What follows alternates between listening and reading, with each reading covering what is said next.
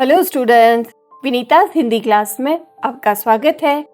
आज हम यहाँ कक्षा 9 की पुस्तक क्षितिज के पाठ 10 वाक के MCQ करेंगे।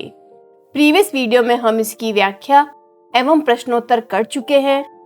तो अब बढ़ते हैं आगे और रैपिड फायर स्टाइल में फटाफट पढ़ते हैं।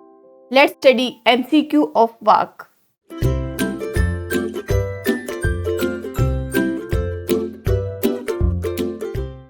पहला प्रश्न, वाक किसे कहते हैं?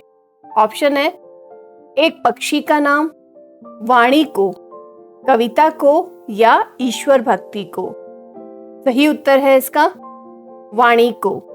नेक्स्ट क्वेश्चन, किससे न मिलने के कारण कवयित्री के मन में हुक उठ रही है? प्रेमी से, पिता से, परमात्मा से या परिवार से? इसका आंसर होगा परमात्मा से। अगला प्रश्न, कवयित्री के दुख का कारण क्या है? वह हठ योग पर सही से ना चल सकी या वह त्याग की भावना ना अपना सकी अथवा कवयित्री का सारा जन्म व्यर्थ चला गया पर वह ईश्वर को प्राप्त न कर सकी या संसार की वह विषय वासनाओं को न छोड़ सकी।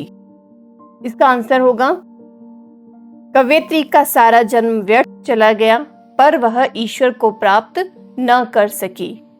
नेक्स्ट क्वेश्चन, सुषुम्ना नाड़ी का प्रयोग लेखिका ने किसे दर्शाने हेतु किया होगा? ऑप्शन है अपनी इच्छा शक्ति को, योग साधना को, निर्गुण भक्ति को या सगुण भक्ति को। इसका सही उत्तर है योग साधना को। नेक्स्ट क्वेश्चन, रस्सी कच्चे धागे की से कवयित्री का क्या आशय है? धागा कच्चा है, धागा कपास का है या फिर सांसे या कमजोर साथी? इसका उत्तर है सांसे। नेक्स्ट, साहिब से पहचान करने का अर्थ ललद्य ने क्या लिया है? ईश्वर की सत्ता को पहचानना, ईश्वर की दया को पहचानना या स्वयं को जानना अथवा सांसारिक बंधनों से मुक्त रखना? इसका सही उत्तर होगा स्वयं को जानना। नेक्स्ट क्वेश्चन, कवयित्री कैसा जीवन अपनाने को कहती है? भोग और आनंद का, सुख और समृद्धि का, वैरागी का या मध्यम मार्ग का? सही उत्तर है इसका मध्यम मार्ग का। अगला प्रश्न, मनुष्य समभावी कब होगा?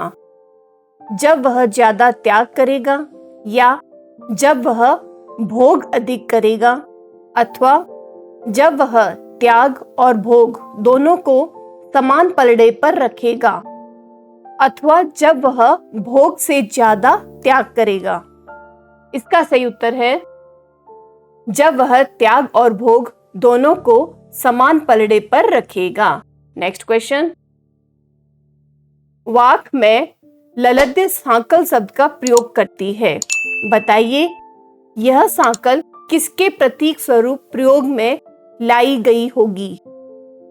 गुलामी का, जीवन का, मोह माया के बंधनों का या शरीर का? इसका उत्तर है मोह माया के बंधनों का। नेक्स्ट क्वेश्चन, किसे जानने के बाद ही परमात्मा का बोध हो सकता है? आत्मा को, साधु को, मनुष्य को या धर्म को? तो इसका सही उत्तर है आत्मा को। अगला प्रश्न, हमें जीवन में किसके बीच संतुलन बनाए रखना चाहिए? ऑप्शन है परिवार के सदस्यों के बीच, भोग और त्याग के बीच, आत्मा और परमात्मा के बीच या जीवन और मृत्यु के बीच? इसका उत्तर होगा भोग और त्याग के बीच। नेक्स्ट है, ईश्वर के लिए कवयित्री ने किन दो शब्दों का प्रयोग किया है?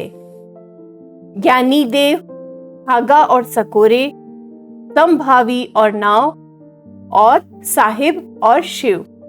इसका उत्तर होगा साहिब और शिव। अगला प्रश्न, किसे पहचानने के लिए आत्मज्ञान का होना आवश्यक है? ईश्वर को, संसार को, स्वयं को अथवा मनुष्य को? इसका सही उत्तर होगा ईश्वर को। अगला प्रश्न, मनुष्य भोगों को भोग कर किसको नाश करता है? ईश्वर को, शरीर को, दुखों को या स्वयं को? इसका आंसर होगा शरीर को। नेक्स्ट क्वेश्चन, कविता में कैसी जीवन शैली अपनाते हुए प्रभु को पाने का भाव व्यक्त हुआ है? आरामदायक, अनुशासित, सहज या कठिन? इसका सही उत्तर होगा सहज। नेक्स्ट क्वेश्चन, भोग करने से मन किससे हटता है?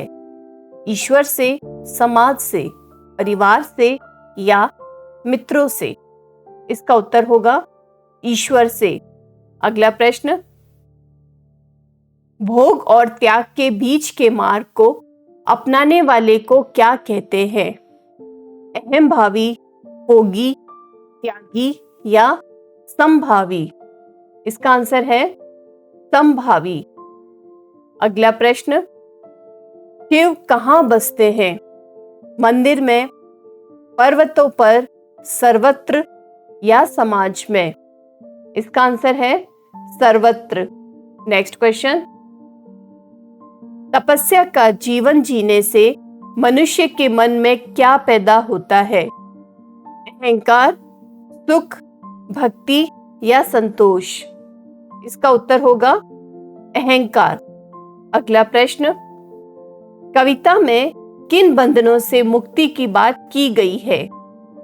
पारिवारिक, सांसारिक, सामाजिक अथवा आर्थिक? इसका सही उत्तर है सांसारिक। नेक्स्ट क्वेश्चन, नाव किसे कहा गया है? संसार को, घर बार को, दौलत को या जीवन को? इसका उत्तर होगा जीवन को। कवयित्री किसके घर जाना चाहती है? पति के, परमात्मा के, अपने मायके या प्रेमी के? तो इसका उत्तर है परमात्मा के। नेक्स्ट क्वेश्चन, माझी को दूं क्या उतराई? इसमें माझी कौन है? मला, साथी, पति या परमात्मा? आंसर होगा इसका परमात्मा। नेक्स्ट क्वेश्चन, कवयित्री ने उतराई किसे माना है? चंचलता को, सद्कर्मों को, क्रोध और मोह को या ईर्ष्या द्वेष को? इसका सही उत्तर है सद्कर्मों को। नेक्स्ट क्वेश्चन, जेब टटोली कौड़ी न पाई में जेब टटोलने का क्या भाव है? तलाशी लेना, पैसे निकालना, आत्मसम्मान खोया या फिर आत्मलोचन किया? इसका उत्तर होगा आत्मलोचन किया। नेक्स्ट है, खुलेगी सांकल बंद द्वार की का भाव है? द्वार खुल जाएगा, मन मुक्त होगा, घर में कोई होगा या कोई आकर घर खोलेगा? इसका उत्तर होगा कि मन मुक्त होगा। अगला प्रश्न, कवयित्री ने सर्वत्र के लिए कौन सा शब्द प्रयोग किया है? थल थल, जल थल, स्थल थल या नभ थल? इसका उत्तर है थल थल। नेक्स्ट क्वेश्चन, कवयित्री कौन सा सागर पार करना चाहती है? प्रशांत महासागर, हिंद महासागर, भव सागर या अरब सागर? इसका उत्तर है भव सागर। अगला प्रश्न, कवयित्री के अनुसार साहिब कौन है? परमात्मा, पति, मालिक या राजा? इसका आंसर है परमात्मा। नेक्स्ट क्वेश्चन, कवयित्री ने कच्चे सकोरे किसे कहा है? कमजोर को, मिट्टी के बर्तन को, कच्चे भोज को या नाशवान शरीर को? तो इसका उत्तर होगा नाशवान शरीर को। वैसे कच्चे सकोरे का अर्थ होता है मिट्टी के बर्तन, पर कवयित्री ने किसे कहा है? नाशवान शरीर को। नेक्स्ट क्वेश्चन, समभावी का क्या अर्थ है? ऑप्शन है ईश्वर के साथ समभाव रखना, या सभी प्राणियों के साथ समभाव रखना, अथवा ईश्वर की साधना करना, या कर्म करते रहना। इसका उत्तर होगा सभी प्राणियों के साथ समभाव रखना। नेक्स्ट क्वेश्चन, भव सागर में कौन सा अलंकार है? उपमा, रूपक, अनुप्रास या यमक? इसका उत्तर होगा रूपक। यहाँ पर रूपक अलंकार इसलिए हुआ क्योंकि भव सागर को यदि हम संधि विच्छेद करते हैं तो भव रूपी सागर, तो जहां पर उपमेय और उपमान में कोई अंतर नहीं दिखाई दे, अर्थात इन दोनों के बीच के भेद को समाप्त करके उसे एक कर दिया जाए, तो वहां पर रूपक अलंकार होता है। दूसरे आसान शब्दों में कहूं तो गुणों की अत्यंत समानता के कारण उपमेय को ही उपमान बता दिया जाता है। जैसे कि चंद्रमुख, यानी कि मुख चंद्रमा के समान है, तो समान नहीं कहकर चंद्रमुख को चंद्रमा ही कह दिया जाए, तो वहां पर रूपक अलंकार होगा। बाकी अलंकार के बारे में और अधिक जानकारी के लिए आप हमारा अलंकार पर वीडियो देख सकते हैं। बढ़ते हैं अगले प्रश्न की तरफ। अगला प्रश्न, ललद्य द्वारा रचित रचना को क्या कहते हैं? ऑप्शन है दोहा, पद, वाक या सवैया। इसका सही उत्तर होगा वाक। नेक्स्ट क्वेश्चन, कवयित्री के मोक्ष प्राप्ति के रास्ते बंद क्यों हैं? क्योंकि उसके प्रयास कमजोर हैं, या उन्होंने नाशवान चीजों का सहारा लिया है, अथवा यह मोहग्रस्त है, या वह ईश्वर में विश्वास नहीं रखती।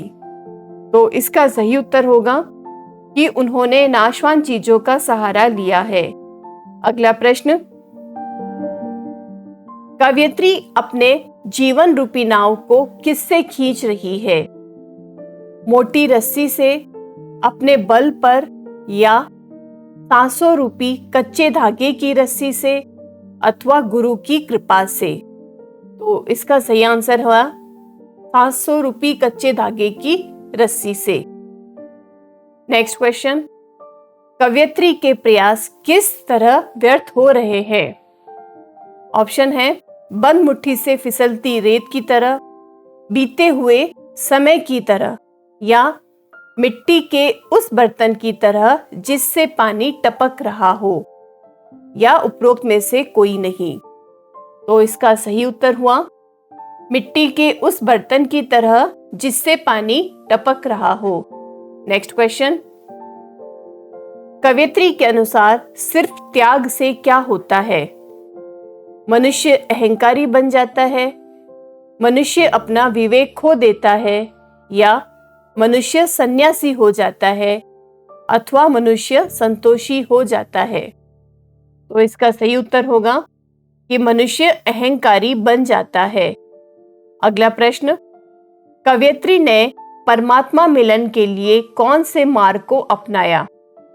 निर्गुण ब्रह्म की उपासना, हठ योग, ईश्वर के सगुण रूप की उपासना, या सहज भक्ति? इसका उत्तर हुआ हठ योग। नेक्स्ट क्वेश्चन, ललद्य किस भाषा की कवयित्री है?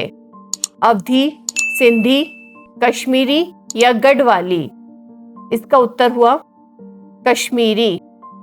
नेक्स्ट क्वेश्चन, कवयित्री के पास भवसागर को पार कराने की उतराई देने के लिए क्या नहीं था? ऑप्शन है धन दौलत, अंगूठी, पुण्य कर्म या बुरे कर्म? इसका सही उत्तर होगा पुण्य कर्म। तो स्टूडेंट्स, इन एमसीक्यू के साथ यह पाठ यहाँ समाप्त होता है। अगले वीडियो में हम अगला पाठ करेंगे। तब तक हमसे जुड़े रहिए, वीडियोस को लाइक करें और शेयर करें, और चैनल लेट्स स्टडी को सब्सक्राइब करना ना भूलें। Thank you and all the best.